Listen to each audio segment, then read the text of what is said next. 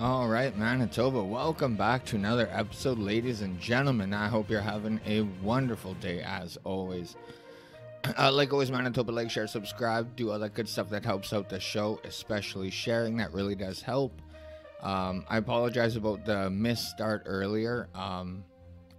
Like always, there's always some sort of technical glitch, but I couldn't get my microphone to work, so it took a couple minutes, but I figured out the problem, so all is good.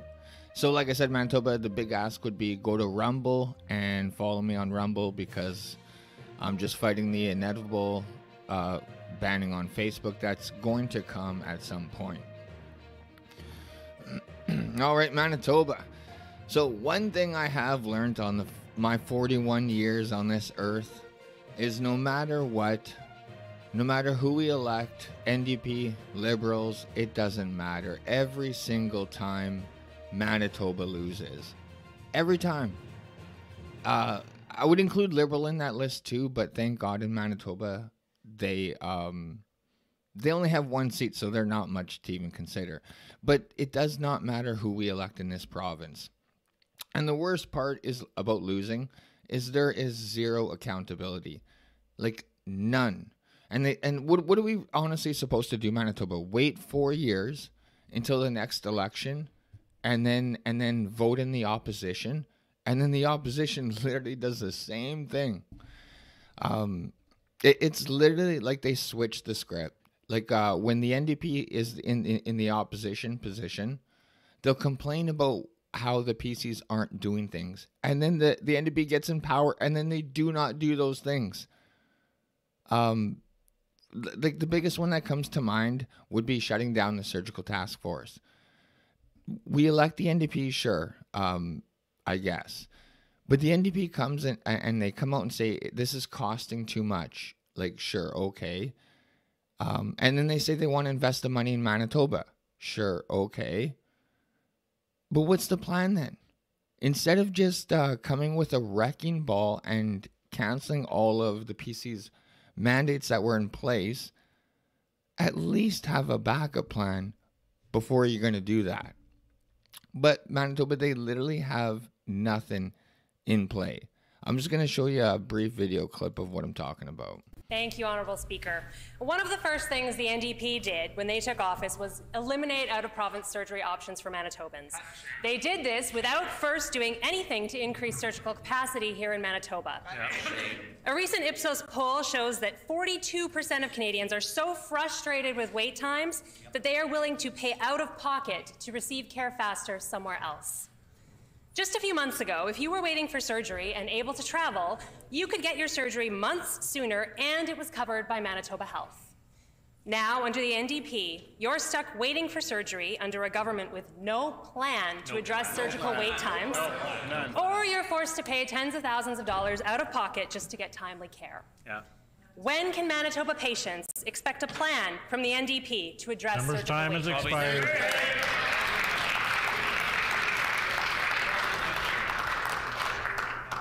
The Honourable Minister of Health, Seniors and Long-Term Care. Thank you, Honourable Speaker. The member's opposite question really puts on display a fundamental difference between our government and that side of the House. And that difference is that our government believes in Manitobans. We believe in investing in Manitoba. We believe that capacity here at home and people getting care at the bedside in their own province is and should be a priority. And you know what, Honourable Speaker? Manitobans agree, and they made that decision very, very evident on Election Day. So at the same time, Manitoba NDP will complain about the opposite from 3 months ago. PCs do the same thing. And this is like pull your hair out frustrating, Manitoba. When the PCs complain about the temporary tax relief on fuel, this is something the PCs could have done in their 7 years of office. And then they have the nerve to complain to the NDP that it's only temporary. Like, don't get me wrong, I agree it shouldn't only be temporary. But why the F didn't you guys do that when you guys were in power? You guys had 7 years to do this. I mean, if this doesn't tell you what a complete circus this is, I don't know what else. I'm going to play you a video of that too.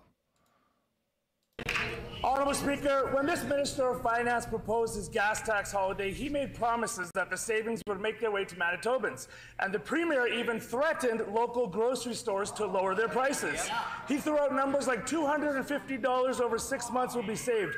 But unfortunately for him and the entire NDP government, facts matter, and these facts disagree with them. Prices shot right back up in 2 weeks. This Minister and Premier promised that savings would find their way to Manitobans. So ask him a simple question: where are these savings? The Honourable Minister of Finance. Thank you, Honourable Speaker. You know, for many years, 7 years in a row, in fact, Manitobans had a government that wasn't concerned about the affordability challenges that they were facing. You know, seniors, folks across this province struggled with higher costs of living. Finally, our government came in and we brought them relief. We brought a fuel tax holiday that now has us having the lowest fuel cost in the entire country. Cheaper than Alberta. Wow. Amazing. Wow. More questions like this. We got more work to do, Honourable Speaker. We're going to be doing that work. We look forward to bringing forward more good news with our budget in April. Here's one more video, Manitoba. Supplementary question. Honourable Speaker, this Minister wants to talk about gas prices. Well, I table this chart here for him to read since he can't read numbers. Gas is actually more expensive today in Manitoba than it was on January 1st. Maybe he can read that. Data shows that the price was only in effect for 2 weeks. This holiday was clearly not designed to help Manitobans, but rather a talking point from an overpromised $3 billion campaign. By using this minister's own math, families will save $26. Why is this minister pretending his government is providing real savings when in fact it doesn't even cover the cost for a meal for 2 people? The Honourable Minister of Finance. Thank you, Honourable Speaker. You know, a lot changed on October 3rd. A lot changed in this province. The Manitobans went from having a government that didn't understand the affordability challenges that we're facing to having one that really did understand the day-to-day challenges. This government... We know that we've had the lowest inflation rate in the country for 2 months in a row, Honourable Speaker. That means lower costs for Manitobans up and down. The years of the PCs raising prices on Manitobans are over. We're going to keep doing the work of making this province into a more affordable place to live. So as you guys could see, they literally just talk over each other. They don't answer any of the questions. But isn't it extremely frustrating to listen to a PC, a progressive conservative, complain about something that they literally could have done to save us money? That's what I mean by it's a circus. It's like they literally just switch scripts.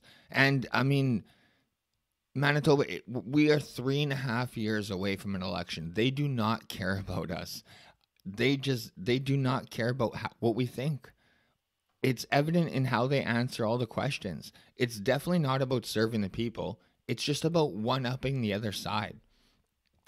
If it was about serving the people, at the very least, they would answer the question that they were asked, you know, to give the public the information that we want. It's not about answering the opposition. It's about answering the question for the public, so we have that answer. But it's insane that they don't even try. They could be asked a question about healthcare, and then they'll respond with their they'll respond with an answer about taxes. Like, it's just a complete circus. But Manitoba, that and again, like, this is across the aisle. It doesn't matter what party you want to talk about, but we are going to talk about why I enjoy a little bit. I do get a little bit of joy seeing the PCs not in power anymore because of things exactly like this. Cards on the table, proof of vax passports nearly 19 times more pricier than health cards. The Manitoba government spent nearly 19 times more money to make proof of immunization cards during the COVID-19 pandemic than it does on paper health cards. Manitoba, this is the progressive conservatives, just so you guys know, who are in power, who implemented this. It cost $1.67 to produce each plastic credential. The price tag of making a permanent health card is less than 10 cents. In what world, Manitoba, for something that we all knew was temporary, would they spend 20 times the cost of your health card? Something I've had in my wallet for the last 4 decades. Not in my wallet, not quite 4 decades, but you get what I'm saying. In what world would you spend $1.67 when you could have spent 10 cents? And this is the PC party, Manitoba. Okay, this was not Liberals. This is not Justin Trudeau. This is not NDP. This was Brian Pallister and the PC party. The new data shows the rollout of temporary passports equipped with QR codes, an incentive to get 2 vaccine doses, cost approximately $6.2 million. And the PCs are going to come out and say that they're good stewards of our money? I don't think so. In 2021, research and card development process came out to $4.1 million overall, according to the Freedom of Information request filed by the Free Press. Figures from the Consumer Protection and Government Service Department indicate the cost of buying and distributing the specialized identification was just under $2.1 million. So $4 million to develop it and $2 million to distribute it, for a total of $6.2 million on something that could have been done 20 times cheaper. I mean, it shouldn't even have been done at all, but it could have been done 20 times cheaper. The ID complemented virtual cards and allowed recipients entry into public facilities, which was bullshit. Business and crowded events, which was bullshit. Between 2021 and March 2022. $6.2 million for cards that were used for 9 months. Quote, it's pretty ludicrous for the province to spend $6 million on heavy-duty plastic vaccine cards when the government knew the program was likely going to be temporary, said Gage Hubrick, Prairie Director at the Canadian Taxpayer Federation. Hubrick said it was a foolhardy decision to fork out so much money on the cards at a time when spending was up significantly to address pandemic expenses. Exactly. Good stewards of our money, the PC wants us to believe. This is exactly why this is why conservatives did not vote for them again. And this is why I will never vote for the PC party on the provincial level. On the federal level, that's a little bit different. But on the provincial level, not going to happen. Never. Brian Pallister ran that party into the mud, and Heather Stephenson just joined in and tried her best to run it down into the dirt as well. So it is so frustrating to realize that, like I said, this was not Liberals. This was the Manitoba PC party. $6 million, Manitoba. So, I mean, they could talk all the talk now that they're in opposition, but we lose. Manitoba loses every time, the taxpayer, no matter what. Report calls on province to build 10,000 social housing units. And I just explained why Manitoba, why PC is the disaster. I don't know if you guys remember, but when NDP is in charge and in power in the province and they're tasked with building social housing, it turns into a disaster. So this is also going to be another spending boondoggle. A new report is calling on Manitoba government to build 10,000 social housing units over the next decade to meet the demand for low-income renters. Research from the Canadian Centre for Policy Alternatives, CCPA, says the province and other governments need to take action and not leave it to the private sector. Quote, it's time for Manitoba to stop relying on the private market to produce low-rent housing, Kristen Burness of Right of Housing Coalition told CTV News. The CCPA report recommends exploring several different avenues to address the demand, like building social housing on 9 downtown surface parking lots already owned by the province. I don't even know what to say, Manitoba. They are just so determined to completely ruin downtown. No one walks downtown. If you're going to get rid of driving downtown, you're going to get rid of traffic downtown. Crime is insane down there. Other options include buying and converting empty office buildings, hotels, and motels into apartments, and creating a tax credit for owners who sell rental properties to nonprofits and housing providers. Quote, public investment is not an expense, it is an investment in the public state, CCPA's Lynn Fernandez said.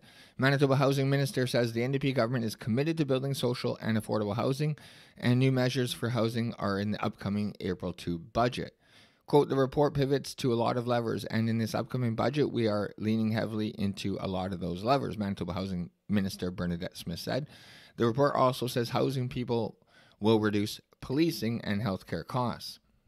According to the CCPA, nearly 6,000 low-income households are on the wait list for social housing. So, Manitoba, do you guys remember this? This is what happens when NDP build social housing in Manitoba. This is an old article, but I just want to refresh your memory.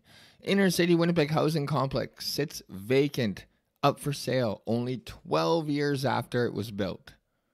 Do you guys remember this disaster? I did some electrical work in here, and Manitoba, I'm telling you firsthand, when you're inside these suites, it's like you just shake your head and you're like, why in the would they design something like this? Literally, Manitoba, you could not even eat. Like, eating, where you cooked were on different floors. Like, the dining room and the kitchen weren't even on the same floor. Some of these suites were so poorly designed. But that's what happened. This is what happens when we have the NDP in charge. Manitoba is looking to redevelop, sell, or give away an inner-city Winnipeg housing complex that sits vacant only 12 years after it was built at a cost of $3.7 million. The property has been vacant and fenced off back in 2021. And this is a current article, March 6. Residents are losing hope because this is something that the NDP keeps talking about they're going to take care of. But when? When? That's the question, right? When Manitoba Housing announced it was seeking proposals for the future of an abandoned inner-city housing complex, members of the Central Park community were hopeful about the future of Centre Village, which had become a hub for criminal activity since it has been shuttered. Now, 4 months after the latest deadline for the proposal to renovate or demolish 575 Balmoral Street, the hope has faded and residents want to know what the holdup is. So the deadline's passed and NDP just says more news is on the way. But Manitoba Housing owns Centre Village, a 25-unit apartment complex built to provide subsidized housing to newcomers, but practical issues with the ambitious design of the apartment units and safety concerns rendered the building unusable. It was boarded up in 2022, just 10 years after it opened. So the amount of money, remember, $3.7 million to build. Check this out. Manitoba Housing has offered to sell the property for $1, with priority given to Indigenous organizations and new construction projects. The successful applicant must build at least 25 units of subsidized social housing, meaning rent must be calculated based on tenants' income. The department has also put up $2.2 million in capital funding towards the project, following the 2019 field condition assessment that estimated repairs to the complex would cost about $1.8 million. So Manitoba, they spent $3 million to build it, and then they want to sell it for $1. They have people in there for 10 years only. Brand new building, $3.6 million to build, people in it for 10 years. Then you have it shuttered for like 3 years while it's costing taxpayer money to take care of it. And now we're going to sell it for $1 and put $2.2 more million into it. Oh, what a joke. So, like I said, this is across the aisle, Manitoba. The PCs are not good stewards of our money. And we already know that the NDP definitely is not. Like, this is not new at all. But Brandon's going to get theirs, that's for sure. This is, I find hilarious. New Brandon bylaw means city can fine people for failing to shovel sidewalks, but won't for now, so they say. Changes to Brandon's snow clearing bylaw are being put to the test this week after the city was hit by almost 30 centimeters of snow in recent days. Doug McCallum arrived home from Florida soon after the first major snowstorm of the season hit southwestern Manitoba on Sunday. On Tuesday, he got home to a driveway covered in knee-high snow drifts and began shoveling out the snow.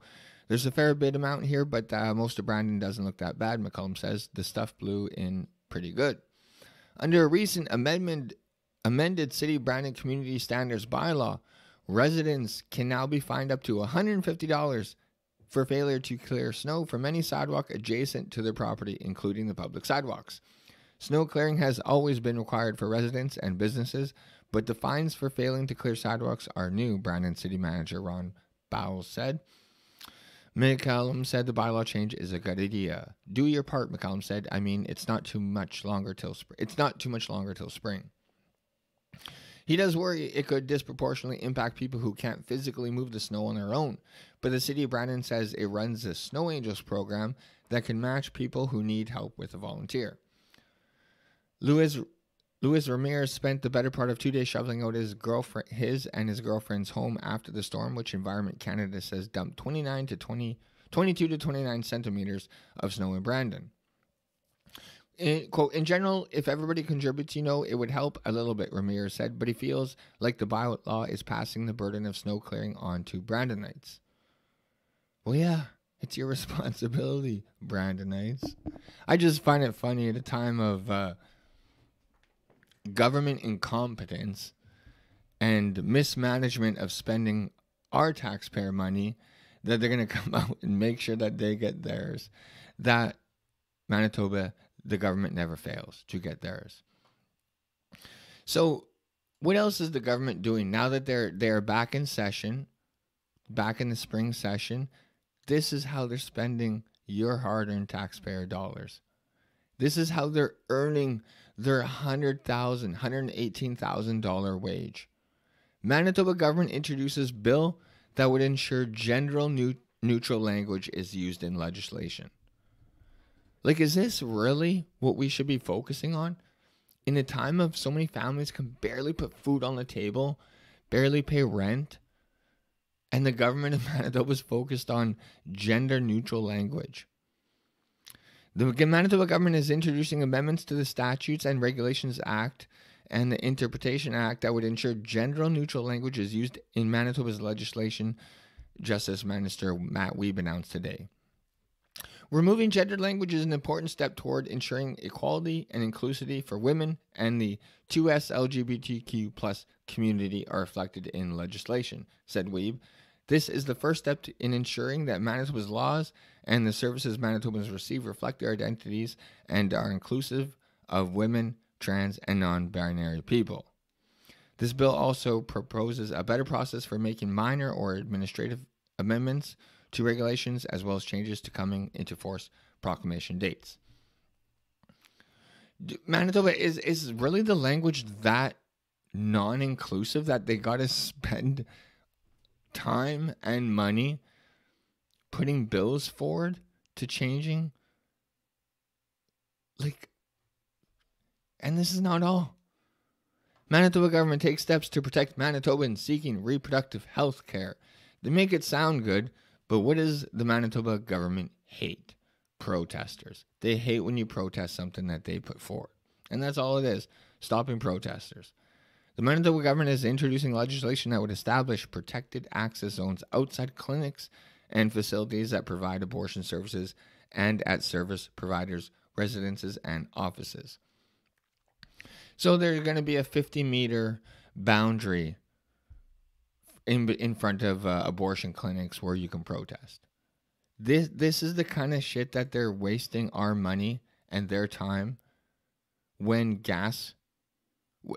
Manitoba, we are about to see like a 28% increase in our heating, I believe, come April from Justin Trudeau's carbon tax.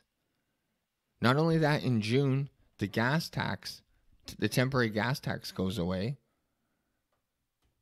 So at a time, and we all complain about the groceries.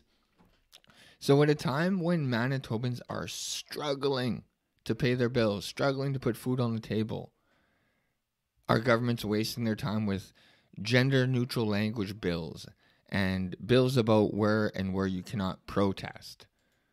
It is mind-blowing, because every article I talked about today just demonstrates how willy-nilly they are with our money, and they just do not give a fuck about you or your money, because elections are 4 years apart, and then it's like I said, they just switch the script. And not only that, these people are chosen from the same team. It's like we're picking politicians from the same team and saying, you go to PC, you go NDP, you go PC, you go NDP. They're the exact same fucking party. Same two-headed dragon. So Manitoba, that's why I harp day in and day out that we need to give Manitoba, the Keystone Party of Manitoba, an honest-to-God chance. Because this is what we get, Manitoba, from both sides of the aisle. I'm gonna play more videos from them in question period, just so you guys get an understanding of what a circus this is, and how they just do not care about the general public. But either way, Manitoba, it's been about a half hour, so I'm gonna try and stick to that format. Sorry about the false start, but I did get I figured out the technical difficulties. Manitoba Freethinker podcast on Rumble and Facebook and YouTube. MB Freethinker on TikTok and X. If you want to send me an email, Manitoba, you can send it to mbfreethinker@gmail.com. And like I said earlier, Manitoba, the big ask would be to follow me on Rumble. Like I said, because eventually I'm going to get banned off Facebook, because Facebook hates when you tell the truth. Yeah, so if you could follow me on Rumble, that would be awesome. This is a live show Tuesday and Thursday, 9 p.m. So join me next Tuesday, Manitoba. I will be back. I go live sometimes on Saturdays, so maybe I'll see you guys then. But either way, Manitoba, I love you guys so much, and thank you once again for tuning in. I'll see you guys next time. Bye.